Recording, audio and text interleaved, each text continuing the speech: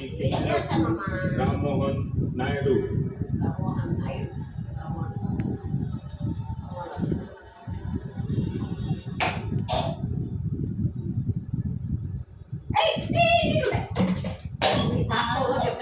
I, Kinjarapu Ram Mohan Naidu, do swear in the name of God that I will bear true faith and allegiance to the Constitution of India as by law established, that I will uphold the sovereignty and integrity of India, that I will faithfully and conscientiously discharge my duties as a minister for the Union, and that I will do right to all manner of people in accordance with the Constitution and the law without fear or favor, affection or evil.